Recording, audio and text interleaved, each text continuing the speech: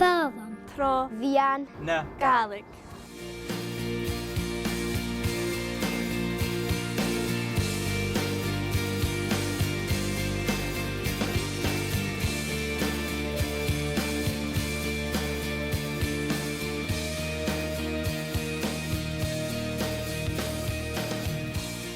Fis is frickerst. Fulham Trovian na Gaelic. J. Hown. Rudy wil hy van 'n steide? Ha Fulham Trovian na Gaelic a kielige gewil clown gan chickas sa Gaelic a vain, geharis na trairen for an fayat boekig en sa gana. Fálam trúbhíanna Gaelic. Cimar ha gúprachach. Ha cumasach anish an an alappe Fulham ein va ire roscolle, soos gerukke ire farchéim. Ule Trovian na Gaelic. Parantas páiste. Ha parent is paasje an rui mar is trichke le buinen suur hollach le teich van neach stúri. Bí an luch stúri a brian a chlein an sa Gaelic, agus a brosnach an cúch Gaelic. Ha clown an boekig sa chanan, a cluich agus a gupper, a shein agus a géisteach ri rannan is skialachgen, ule sa Gaelic.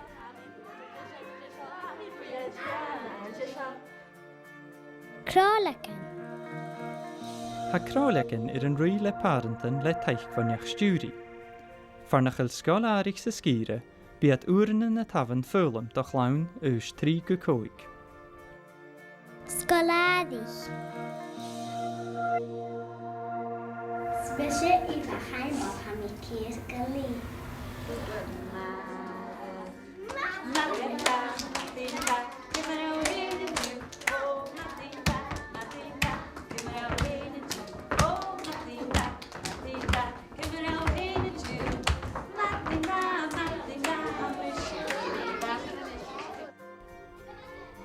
Chanil Gaelic eke voorgoed je clown naar de hoosjes at der Fulham Trovian na Gaelic.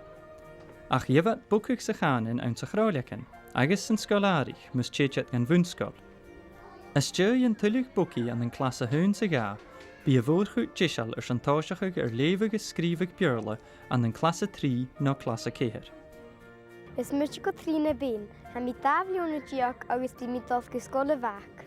Bí mi brin Gaelic ag an hairi me bhachas, me fiúr agus me bhrachas, vat an hiúl agus, wel, chanel Gaelic ag mahas ach tigia úten, agus ma vís mi brin an an Gaelic di me bhachas, wel, bí fys ag deisni canting man is trík. Bí mi cydwch go brin Gaelic ri me chóchen a fyrwch an y sio, agus me henafad, mantien agus monglen agus. Bí mi brin Gaelic ri fáing am charidjun ach a fáing nach bí brin Gaelic ag an haig. Ná vi agus mi skol, suring o brin Gaelic di dynne agus suring o fáin opad vi am hitjar Gaelic agus cydwch ma ha comnach suring o brin Gaelic ri. Begulm vi na me hitjar as a wunskol an yn Gaelic yn nhw begulm vi na me hitjar jawain. Aardskal. Hallo, het is Misha Patrick Milliston. I'm a quick blinde dier. I'm a toch school leren uit. Ik zal naar kunnen zeggen.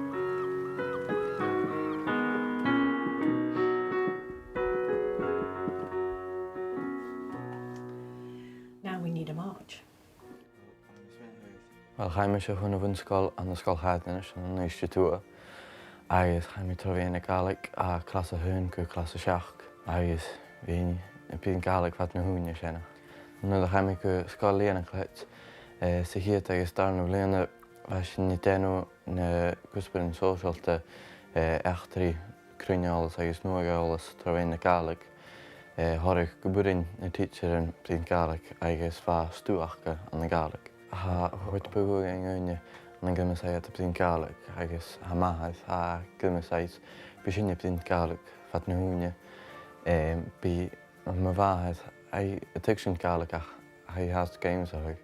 Hij komt tegenkomen, eigenlijk kun je van nu hoe je le rutsabi ha mi denw gyro gaelig. Bí mi bdín gaelig na súringáil in sean dúine si sa seos chóirsnach. Agus beatain ha mi cínteach talis de bíniú man na gaelig. Ha mi cínteach go behulam gaelig behulam sinna bhí mac go bh gana agus mi bdín chatrích súringáil agus mas túlach acum canan na dweud gwydioch agus gydicad tro ben y gael. Mae fawr sy'n cwrs ac yn blian yn ysgol ac fi'n ei becan el sopra hy enw. Yn Martin Fach Patrick, fawr gofis na corn i sio bal y fanich. Mae'n torad i gydol o chwsiachad. Fe can lach yn cordyn, sy'n eich yn chymera.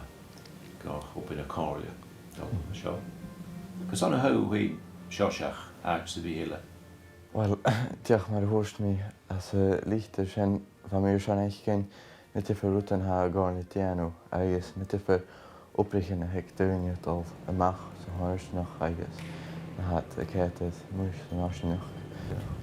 Fan mi mach croch na ffeilig agos fan mi feich gen mae'r hat dianw na beilich yn chwle cael a hwrs da hwyg senach.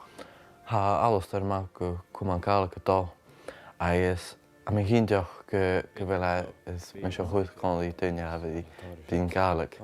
Ach ag coch na ffeilig hat ulig y blin gaelig y siant. A mi twynti gyfela yma gyfel gaelig ac gyffyring o fi blin an gaelig dwi y siant. Sés y dol iawn, a fes yn dol chwm a lorn y ced yr boch gynnio raid. A sy'n ced y dwchyn yn lesigtje agos dwchyn yn ffwrlesigtje. Agos a sy'n dol iawn yn ffysdrych ag sio y mach fwy nartlas. Agus swn i'n gwein fwy'n y ffysdach ag sio, obrach ag y mach y fyr dwych lesigtje no ffwrlesigtje. Celst? Is mis y dol mach cwy, sa'n was na hedig a hami, ach yn draws dy sien ober hagam hami nam hitcher an yn ost sgol Greenfolds an y cwmyn y nawdd. Agus se gaelig a hami tjygysg. Se sôn ag jymig un y sgol a sio, gyfer sy'n tjygysg tor chwsberen tro fian y gaelig. Agus as sy'n tjygysg y fwr chwyd gen y curriculum as yn y hyd sy darna blion y tro fian y gaelig, agus cwydioch gytost fio'n gen y chwsberen sien sŵs chwn yn cedif blion. Nes hami hen y tjygysg y farach gyr gaelig, cryniolas agus nuaiolas tro fian y gaelig. Agus hadji sé lac yn y gwbyr sy sgol, wan úne, agus mar sen ha rhain glef o'r acyn, agus ha sy'n y tjygysg science, iachtri, agus frangish. Tro fian y gaelig, agus cwydioch ca sy'n to siachad PSE. Sy'n y chwawn, yn dweud efo fian y cyndorit sy'n siach blion agus y ywnsach ag tro fian y gaelig, wan úne. Heder of stoch y fi tîn chyn y nost sgol, fanach eiladach y fein, uyd yn y hydje, stoch y diach uyd y hydje, sylwa, tro fian y gaelig. Ach, lyn y corym yn y hachgyl y fi ywnsach ag na cwsber yn eile tro fian y gaelig, had y fein fata y farach. Y gwynnu dy hygysg tro fian y gaelig tran siachgyn.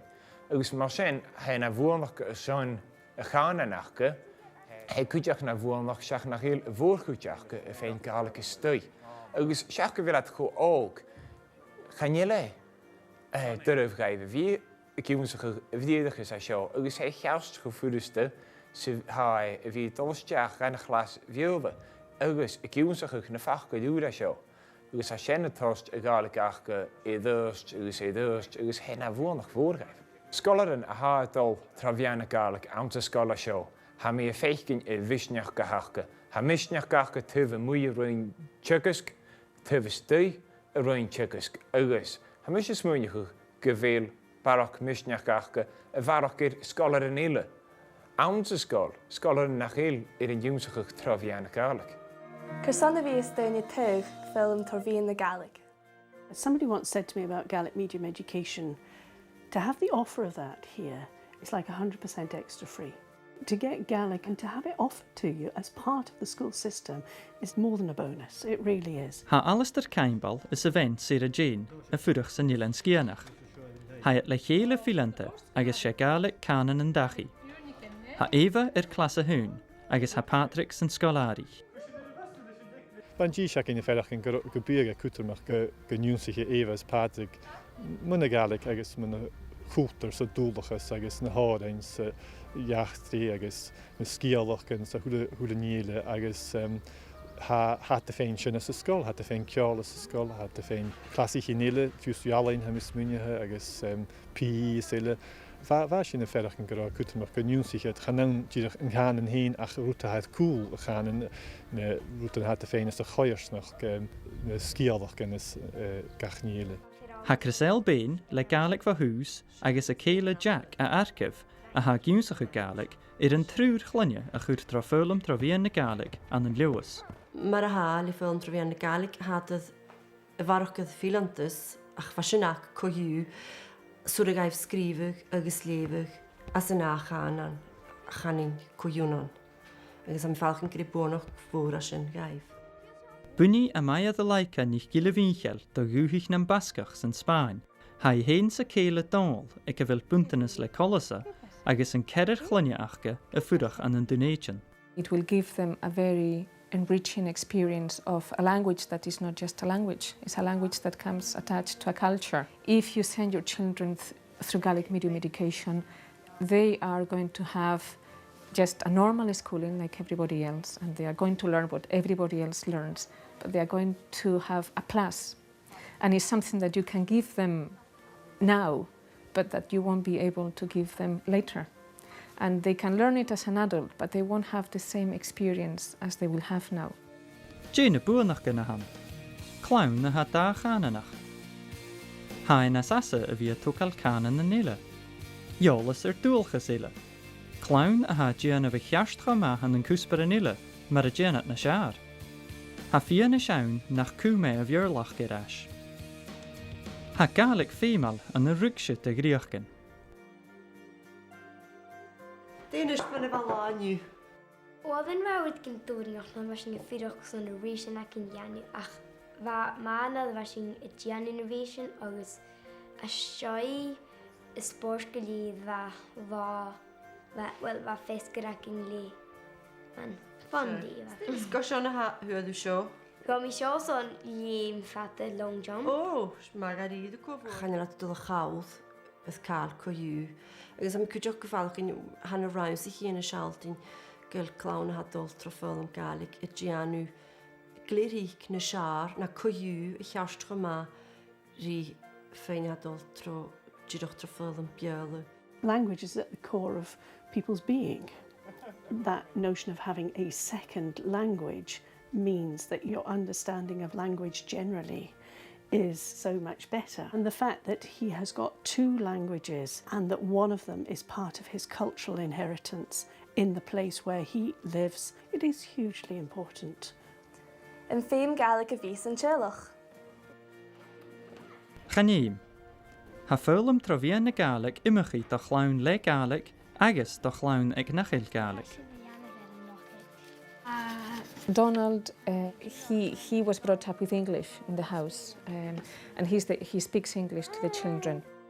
I speak in Spanish to the children, he speaks in English, and the children learn Gaelic at school, and they seem to be comfortable with the three languages, very, very comfortable. Mae sé Victoria Kilgour, ha mi neig blindí cwgwys, agus anna cwmyn yn alta hami. Chanel Gaelic iddo fi as y chilach ac am riaf roia, tídach mae hyn ys mwdafiwr. Hosig mo bhahar a gopar an in Crolagin Gaelic, agus tídach húrtí gumbíg sína dal an cuideach agus sin mar a hosige. Ag táiseach í chaimí go bin Scoil Meadowburn an Bishopbriggs is an príomh a hún. Agus an nuair sin nuair a bheith mi 5 blin a rúis, Roscail Unit Gaelic an bin Scoil Clondorich as a bhela fan Romy Fudach. Agus ag táiseach í bha 7 sa chlas. Agus fe sin príomh a hún ra agus a trí, so bhaid go mama big agus chumior am in hen go príomh a 7. As sé sin chaimí rúir trí artscoil, is chaimí go artscoil Greenfalds. Is chumior am leis morálig réimi arstíre agus sár arstíre. Agus nuair sin thuirmí na córain a bheith dhíorm agus thuirmí áte an an olthaí chlasú. Fadú ramí Janu Gaelic agus film and TV sús chunne seo. Ha mi wefas a chéin tangal rí mo bhahar is an a bhí gam chuúr an film Gaelic. Chi'n sgyrra díadach imach dífar córam yn acom nach a bhíoch acom muidir ramí Janu Gaelic. Agus ha fölum travían na Gaelic I cheastcha imimechi get a bhíoch Gaelic ein san dachi. Ha teichgri utain da farentin agus gan chloin. Teich gle upperdachi, gyrus yn clas, agus is urin da farentin teich gehorst gan chlinja ach geheen. The school were just fantastic. I mean, they really are supportive, and I think primary schools generally offering Gaelic medium education are very supportive. They want to encourage the use of the language, and they want to support parents. They know they've made quite a commitment if they're putting their child into Gaelic medium education. Cáidim feising fágam trovíán na Gaelic. Ha céhir cór le diog y tafan ffylm trofian na Gaelic fiog alapa. San tulig fís ffylm trofian na Gaelic sa skýraket, tølir www.parent.org.uk.